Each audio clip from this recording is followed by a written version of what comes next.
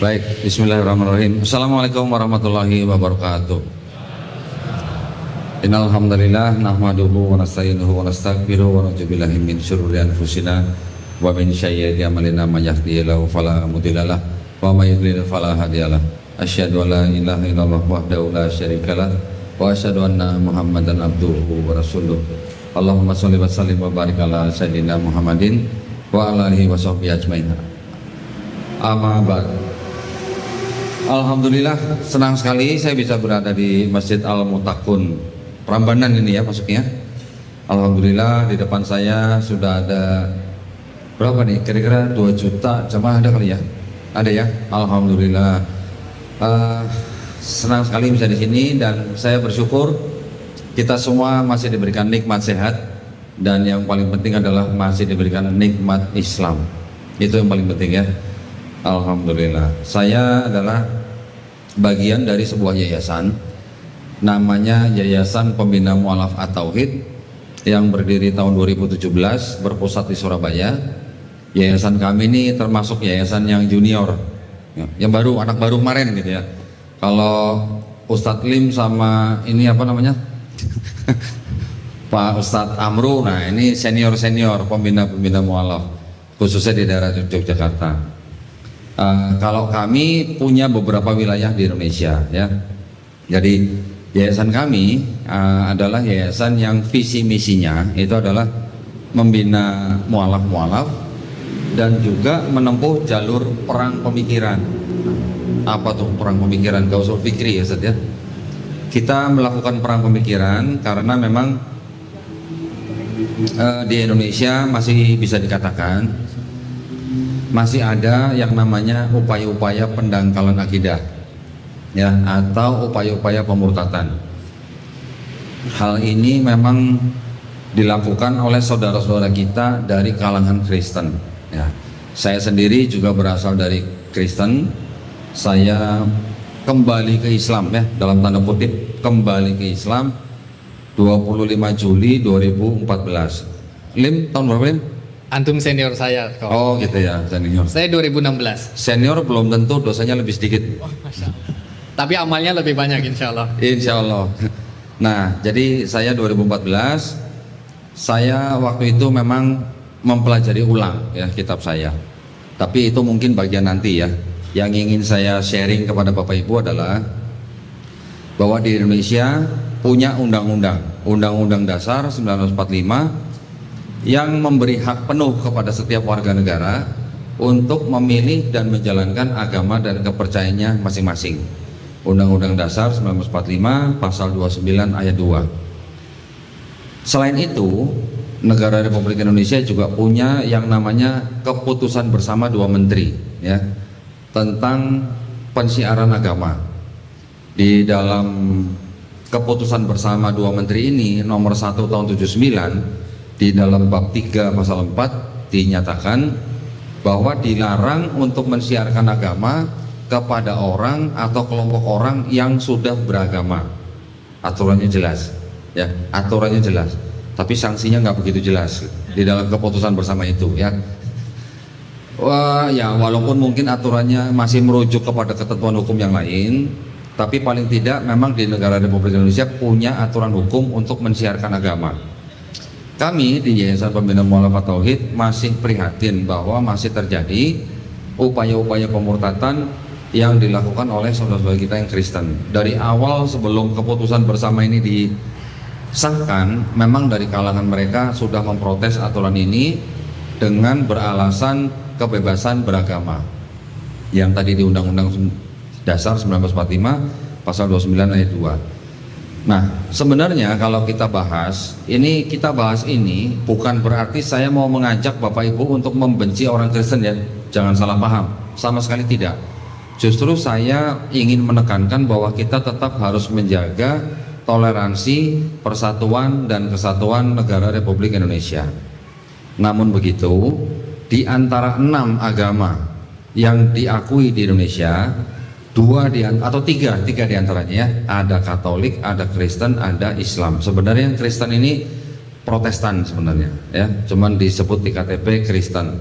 Katolik Kristen dan Islam ini semuanya adalah agama misi. Agama misi artinya agama yang mengajak orang di luar agama itu untuk masuk ke dalam agama itu, ya. Tapi bedanya kalau di Islam kita hanya mendakwahi orang-orang yang belum beragama.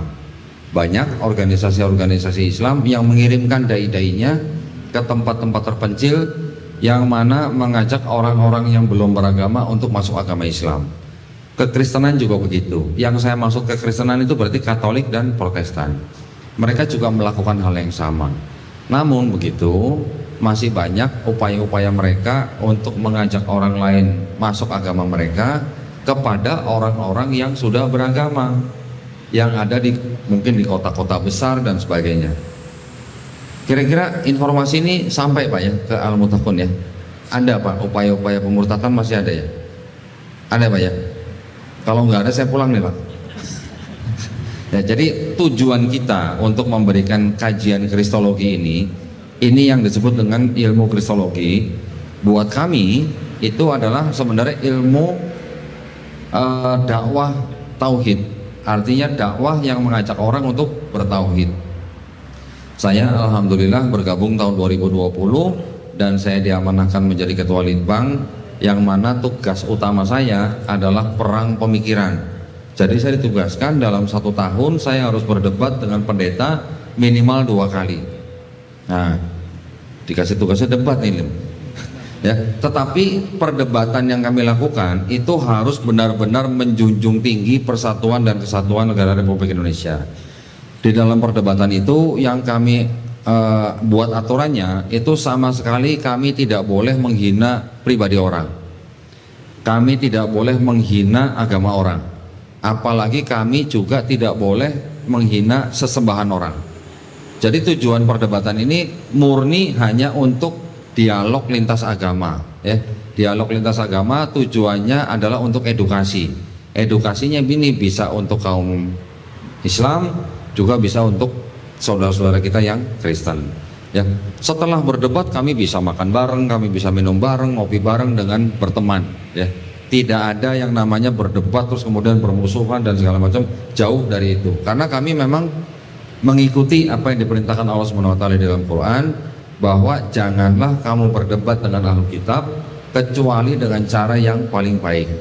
Nah, sementara itu yang buat pengenalan ya, Lim ya, nanti kita bisa kembangkan. Kalau untuk ilmu kristologinya sendiri, ilmu kristologi itu sebenarnya adalah salah satu bidang ilmu yang mempelajari tentang posisi Nabi kita, Nabi Isa alaihissalam di dalam agama Kristen. Dimana kita semua tahu bahwa di dalam Kristen mereka menganggap Yesus Kristus atau Isa Al-Masih sebagai Tuhan. Ya, ini yang kita sering memang perdebatkan dari mulai zaman dulu. Mungkin pada zaman Rasulullah pun sudah sering diperdebatkan. Buat kami, kristologi itu ilmunya yang mengajak orang bertauhid. Kristolog itu adalah orangnya. Nah, siapa kira-kira kristolog di seluruh dunia yang paling hebat? Ada yang tahu? Lim? Siapa kira-kira kristolog yang paling hebat di seluruh dunia? Zakir Naik? Zakir Naik? Bukan. Ada yang tahu? Don Titan? Jauh, bukan. Ada lagi? Tahu? Oh, ibu ini pintar banget ya. Nabi Muhammad Sallallahu Alaihi Wasallam. Beliau adalah kristolog yang paling baik. Kenapa? Paling hebat ya. Kalau saya belajar bertahun-tahun aja masih begini-begini. Dr. Zakir Naik IQ-nya luar biasa, IQ-nya tinggi. Hafal apa istilahnya Quran, paham benar Bible, paham kitabnya orang Hindu, paham kitabnya orang Buddha. Tetapi ilmunya Nabi Muhammad SAW dari mana? Dari Allah SWT ya. Dr. Zakir Naik belajar 4 tahun.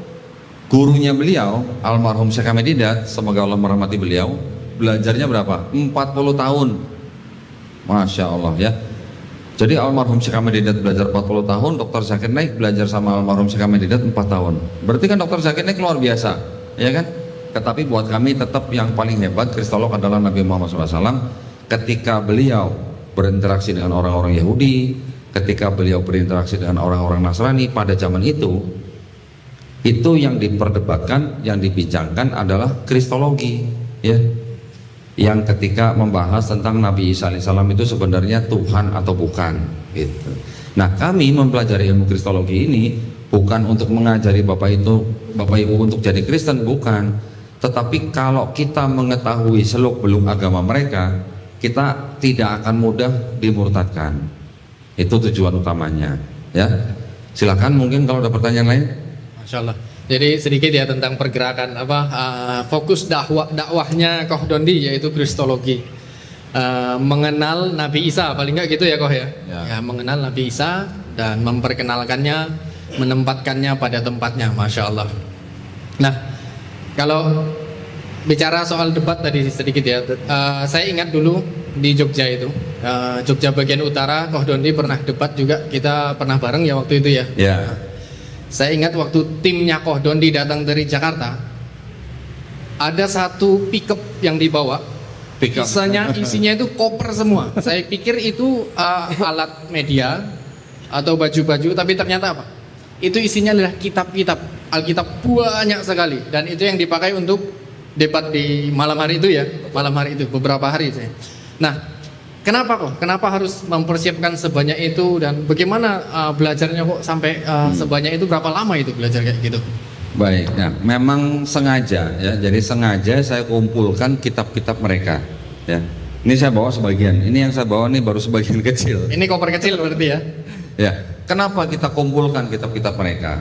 Karena di kitab-kitab mereka itu bisa dibuktikan ya, bahwa di dalam kitab mereka tuh ada yang namanya kontradiksi. Di dalam kitab mereka juga ada yang namanya ayat-ayat yang tidak asli. Bisa dibuktikan. Dan kita bisa buktikan juga bahwa di dalam kitab-kitab mereka yang begitu banyak versinya, itu ada perbedaan terjemahan. Nah, jadi bukan berarti kita beli kitab mereka terus kita mau jadi orang Kristen, bukan. Kami menggunakan barang bukti yang asli seperti ini itu supaya kami tidak mau dianggap orang yang memberikan argumen hanya berdasarkan asumsi, ya, tapi ada buktinya malah ada di dokumen mereka sendiri. Nah, kami di dalam rangka membuktikan itu bukan berarti kami mau mengolok-olok atau bukan berarti kami mau menghina agama mereka, sama sekali bukan. Bahkan kami perlakukan dengan baik kitab-kitab mereka, ya, bahkan malah mau saya asuransikan gitu. Perlu dong diasuransi. Nanti kalau ada kebakaran kan, wah ini susah nyarinya dan harganya juga cukup mahal. Bahkan saya mencari kitab-kitab yang sudah lama, sudah mungkin ada yang terbitan 1970, 1950-an, bahkan ada yang 1916, bahkan ada yang sampai 1600-an. Tujuannya hanya untuk membuktikan bahwa di dalam kitab mereka ada hal-hal seperti yang tadi saya sebutkan, gitu, ya. Jadi kan saya juga sedikit ada di Mall of Center itu juga ada beberapa yang memang mempelajari hal itu ya, kristologi itu, dan saya sedikit banyak sharing dengan teman-teman yang mempelajari kristologi di sana, dan untuk mempelajari itu tidak mudah ya Pak ya.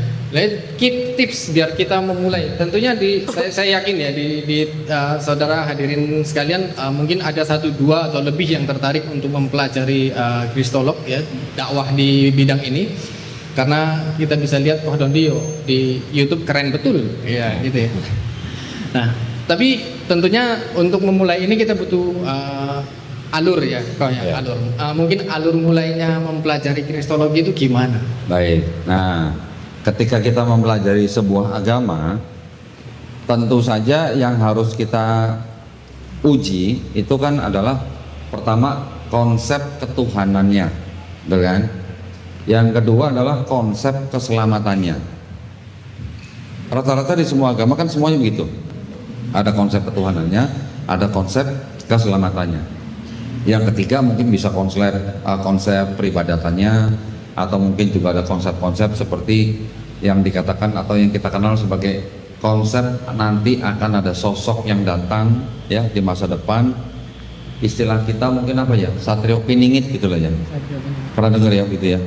Kita di Islam kita juga mengenal nanti ada sosok Imam Mahdi, betul kan? Itu adalah sosok yang akan datang pada suatu waktu, kita nggak tahu kapan.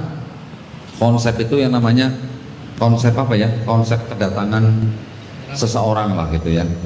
Nah, itu yang harus kita pelajari. Nah, kita sendiri, kita sebagai umat Islam, kita mungkin sering mendengar ya, bahwa yang namanya agama samawi itu ada 3. Ini menurut akademisi ya, menurut orang-orang akademis.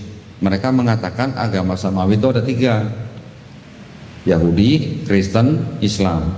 Islam secara akademis dikatakan sebagai agama yang paling muda yang ada dari ketiga itu ya. Yahudi ada yang mengatakan sudah ada 2000 tahun sebelum Masehi, ada yang mengatakan begitu. Ada yang mengatakan Yahudi baru ada sekitar 100-200 tahun sebelum Masehi, ada juga. Bahkan ada yang mengatakan Yahudi baru ada abad pertama Masehi, ada juga. Kristen lahir kira-kira di abad pertama Masehi, di awal abad pertama ya. Islam katanya lahirnya baru di abad ke-7 ya, setelah Nabi Muhammad SAW menerima wahyu. Itu adalah pandangan dari orang-orang akademis, orang-orang yang dari kalangan akademisi gitu kan. Tetapi kalau buat kita nih, ini buat kita sebagai orang Islam, ada berapa agama samawi? Pak, Bu, ada berapa agama samawi? Ibu ini belajar kristologi Bu ini. Ibu ini pintar ya. Sebagai orang Islam, agama samawi ada berapa? Cuma 1. Apa dong? Islam. Karena ada ayat apa? Inna dina indallahil Islam. Kalau kita mengatakan ada agama-agama yang samawi yang lain selain Islam, berarti kita bertentangan dengan inna dina indallahil Islam. Itu maksudnya ya. Jadi kalau kita sebagai orang Islam, ya kita harus yakin berdasarkan Quran bahwa agama yang diturunkan Allah Subhanahu wa taala cuma 1, cuma Islam. Dari kapan? Dari zaman Nabi Adam alaihissalam, diteruskan oleh Nabi Nuh alaihissalam, diteruskan lagi Nabi Ibrahim alaihissalam, diteruskan lagi oleh Nabi Musa alaihissalam, dan seterusnya Nabi Daud alaihissalam, Nabi Sulaiman alaihissalam, sampai Nabi Isa alaihissalam, dan disempurnakan oleh Nabi Muhammad SAW melalui Quran dan Sunnah. Itu akidah kita, tidak boleh ditawar gitu ya. Jadi nanti kalau ketika ada, ini mohon maaf nih, kalau ada kiai haji atau misalnya profesor gitu yang mengatakan semua agama itu sama gitu, setuju nggak Pak? Nah, hati-hati kalau mendengar kalimat seperti itu ya. Kalau mereka mengatakan semua agama sama, mungkin ada betulnya, mungkin betulnya di mana? Karena sama-sama mengajarkan kebaikan ya, sama-sama mengajarkan kasih sayang mungkin. Tetapi apakah konsep ketuhanannya sama, apakah konsep keselamatannya sama? Kan tidak gitu ya. Jadi tidak bisa dikatakan semua agama sama kalau konsep ketuhanan, konsep keselamatannya berbeda-beda. Nah, sekarang saya juga ingin menyamakan perspektif ya. Sebagai umat Islam, agama Islam itu adalah agama yang paling benar atau agama yang benar? Bu, jangan jawab Bu, Ibu udah tahu nih pasti ini. Yang lain coba. Yang paling benar, yang paling benar katakan coba. 1, 2, 3, bapak-bapak, yang paling benar, agama paling benar. Kok nggak banyak? Berarti semuanya bilang, sisanya berarti bilang agama Islam yang benar ya?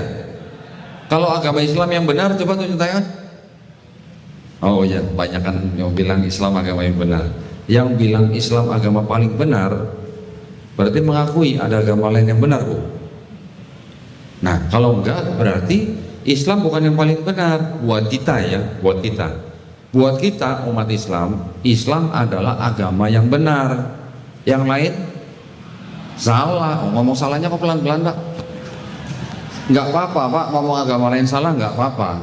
Saya berani mengatakan Islam buat buat kita, buat umat Islam, Islam adalah agama yang benar, yang lain salah. Salahnya di mana kita ngomong gitu Pak? Buat kita umat Islam tidak salah. Agama lain juga punya hak yang sama dengan kita. Mereka juga boleh dan berhak mengatakan agama mereka yang benar, agama yang lain salah. Termasuk Islam, mereka mau katakan salah juga nggak apa-apa. Itu hak mereka ya. Jadi masing-masing pemeluk agama punya hak yang sama di negara Republik Indonesia. boleh atau berhak mengatakan agama yang benar, yang lain salah, nggak masalah. Tetapi kan kalau kita mengatakan agama lain salah, bukan berarti kita harus bermusuhan dengan mereka. Bukan berarti kita harus membenci mereka, memerangi mereka secara fisik. Bukan begitu konsepnya, gitu ya. Setiap pemilik agama punya hak yang sama untuk mengatakan agamanya adalah agama yang benar dan yang lain salah. Tetapi walaupun mengatakan yang lain salah, tetap kita harus menjaga persatuan dan kesatuan. Maka itulah kita perlu saling menghormati, saling menghargai, ya. Kalau memang agama lain mengikuti aturan yang ada di Indonesia, mereka beribadah, ya kita nggak boleh ganggu, karena Islam kan juga diajarkan malah lebih daripada itu gitu sebenarnya. Kita umat Islam, ketika kita punya tetangga kanan, kiri, depan, belakang, ya jarak kira-kira 40 rumah misalnya, ada yang kelaparan, bukan orang Islam tuh yang lapar tuh. Kita sebagai umat Islam, kita tidak bisa disebut orang beriman kalau ada tetangga kita yang bukan Islam sampai kelaparan. Bayangkan, kalau Islam mengajarkan hal seperti itu, kan bukan berarti kita harus memusuhi orang yang beda keyakinan. Kita tetap harus menghargai mereka semua, gitu ya. Bahkan kalau mereka lapar, kita disebut orang tidak beriman. Nah, jadi pada intinya, walaupun agama-agama itu berbeda keyakinan, berbeda konsep Tuhanannya, berbeda konsep keselamatannya, tapi kita tetap harus menjaga persatuan dan kesatuan. Tetapi yang ingin saya tekankan, kita sebagai umat beragama, kita umat Islam, kita harus berani mengatakan Islam adalah yang benar, yang lain salah, gitu ya. Gitu, Lim? Iya, betul. Jadi perspektif ya, Ya. kepercayaan masing-masing itu ya, kok ya. Kita punya hak untuk beranggapan bahwa agama kita adalah yang benar, dan mereka juga punya hak untuk beranggapan bahwa agamanya mereka yang benar, dan mereka memperjuangkan itu dan kita memperjuangkan ini. Gitu ya, kok ya. Masya Allah, luar biasa. Sebenarnya saya udah lihat ada beberapa yang ngeluarin catatan, mungkin catatan pertanyaan kayaknya. Oh, tuh. Wah. Jadi sebelum sampai ke sana, kita ini dulu satu lagi kok. Kita sering lihat ya di sosmed itu banyak orang yang punya semangat untuk berdebat, tapi debat di sosmed. Nah, itu gimana, Pak? Boleh nggak? Atau minimal harus punya apa sih kalau kita mau debat di sosmed? Atau cuman bikin kisruh aja? Nah, Maksudnya debat online? debat online di komen. Ya, kalau debat online sih gini. Jadi memang ada dua arena ya. Yang pertama debat online, yang kedua debat offline. Yang online, karena sekarang sudah mudah sekali medsos diakses, ada macam-macam lah, kan ada TikTok, IG, YouTube dan sebagainya. Yang sekarang sedang trendy di kalangan anak muda, itu aplikasi TikTok ya. Dengan TikTok orang bisa ngobrol dalam satu komal, namanya bunyi itu. Dalam TikTok orang bisa ngobrol dalam satu komal, dan tidak bisa dipungkiri ya, mungkin kalau teman-teman dari kalangan cyber pasti tahu, di medsos TikTok itu orang bisa ngobrol dalam satu komal dan bicara mengenai agama, dan mereka banyak yang menista agama lain. Banyak. Itu saya bisa tunjukin, saya bisa tahu lah beberapa komal yang memang kerjanya seperti itu. Tiap malam ngobrol dalam komal, nggak kelihatan mukanya, hanya kelihatan fotonya, tapi menjelek-jelekan agama lain. Itu banyak. Nah, ada teman-teman kita dari kalangan yang disebut dengan apologet muslim ya. Apologet itu adalah orang yang membela keyakinannya ya. Apologet muslim banyak yang juga terjun ke TikTok. Kenapa? Untuk mengcounter orang-orang yang seperti itu ya. Tapi kalau saya, mungkin karena saya juga sudah istilahnya punya kitab-kitab aslinya, saya merasa tidak perlu debat di online. Saya maunya kalau debat tatap muka gitu. Kita saling menghargai, kita saling buka-bukaan dokumen supaya tidak ada yang disebut dengan asumsi. Untuk yang di online, saya menyarankan begini, buat bapak-bapak, ibu-ibu, jangan mengunjungi komal-komal yang memang kerjanya hanya untuk menyerang agama tertentu, atau yang ibaratnya yang menyerang agama Islam. Jangan dikunjungi. Kalau dikunjungi, jatuh-jatuhnya apa? Jadi pada marah, menimbulkan permusuhan. Nah, yang seperti itu kami juga sudah koordinasi dengan teman-teman di cyber, dengan teman-teman di Polda untuk menangkap orang-orang yang memang terbukti menista agama Islam. Itu kami sudah lakukan, sudah beberapa orang dipenjara karena itu ya. Kami tidak mau menghina agama orang, bahkan menghina sesembahan agama orang, baik di online maupun di offline. Kami tidak mau, makanya kami tidak menempuh jalan online. Gitu kira-kira. Ya. Jadi luar biasa ya. Jadi kalau debat pun kita lebih support kepada debat yang berbasis saintifik ya, berbasis data ya. Ilmiah ya. Masya Allah, luar biasa. Jadi semangat berdebat, berdakwah ya memang harus ada dasar ilmunya, harus ada dasar apa yang didebatkan, bukan hanya sebagai asumsi ya. Karena gini Lim, ketika saya bisa membuktikan sesuatu dan ada barang buktinya, dan ternyata barang bukti ini berasal dari mereka sendiri, orang yang nggak tahu menahu misalnya, orang yang nggak ikut-ikutan debat misalnya, dia menonton video itu, kemudian dia berpikir dan dia mau menjemput hidayah, kan bonus buat kita. Datang ke MCY bersyahadat, alhamdulillah. Nah itu maksudnya. Datang ke Masjid Al-Mutakun bersyahadat. Kayak beberapa waktu lalu kita sering juga datang untuk pensyahadatan ya di Masjid Al-Mutakun. Masya Allah, luar biasa dakwahnya Masjid Al-Mutakun ini.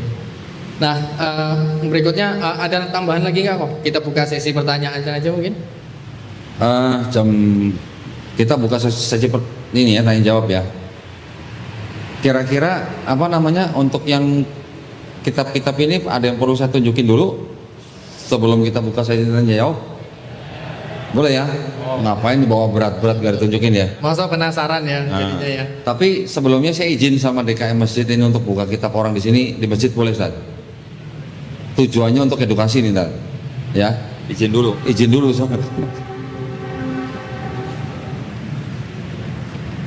Nah, jadi saya memang bawa kitab-kitab ini tujuannya memang untuk memberikan informasi kepada Bapak Ibu supaya kita satu perspektif nih, ya, satu perspektif, satu pandangan.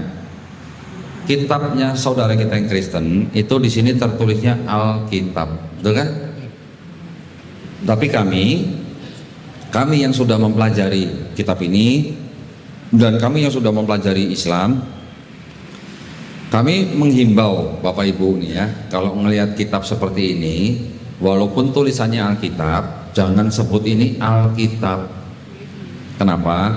Karena Al-Quran nama lainnya juga Alkitab. Betul Pak? Nah, jadi kalau Quran kita juga disebut Alkitab, kita jangan sebut ini Alkitab, takutnya jadi salah menyamakan gitu. Ya, ini memang yang dipakai oleh mereka. Di dalam kitab ini nanti ada istilah Taurat, Zabur, Injil, ya. Bahkan mereka juga membuat kitab khusus namanya Kitab Suci Injil. Ya, tulisannya Injil. Kita orang Islam yang kita tahu di dalam Quran disebutkan bahwa kitab Injil itu diberikan kepada Nabi Isa alaihissalam. Terus apakah yang disebut dengan Injil yang diterima Nabi Isa alaihissalam itu yang ini? Hah? Bukan, memang bukan, gitu ya. Karena kitab ini juga tidak ditulis langsung oleh Isa alaihissalam atau Yesus Kristus, juga tidak ditulis oleh orang-orang pengikut langsung, gitu. Pengikutnya Nabi Isa alaihissalam juga bukan menulis kitab ini. Tetapi kenapa kok dibuat kitab yang namanya Kitab Suci Injil? Ini adalah memang sebutan mereka khusus untuk apa? Kitab yang ini banyak yang dibagikan ke rumah-rumah orang Islam, dibagikan gratis, nggak perlu bayar ya. Di dalam kitab ini juga yang disebut dengan Yesus Kristus, di sini tertulisnya Isa Al-Masih. Untuk apa? Untuk ketika mereka menemui Bapak Ibu yang Muslim, mereka akan menunjukkan tuh sama Yesus Kristus, Isa Al-Masih. Ini yang di sini ya, yang dimaksud Isa Al-Masih yang di nabinya orang Islam. Gitu. Nanti ini diberikan kepada orang Islam untuk dibaca. Nah, begitu baca ini, mungkin ada beberapa pesan yang sama dengan Quran, mungkin ya, memang masih ada. Tetapi kan di sini diceritakan Nabi Isa alaihissalam dibunuh dan disalib. Diceritakan lagi bangkit hari ketiga. Itu yang membedakan dengan Quran. Di Quran sudah dijelaskan, sudah dikonfirmasi. Nabi Isa alaihissalam tidak dibunuh, tidak disalib. Sudah jelas di sini dibunuh dan disalib. Ini dibagikan kepada orang-orang Islam. Nah, itu yang maksud saya berhati-hati, gitu ya. Kalau kita tahu ilmu kristologi, oh kita tahu ini cetakan siapa, ini buatan siapa, ini kitab apa, yang nulis siapa, kapan ditulis, di mana ditulis, kita udah tahu semua. Jadi saya berani mengatakan ini Injil ini yang disebut Injil di sini, ini bukan yang diterima oleh Nabi Isa alaihissalam, ya.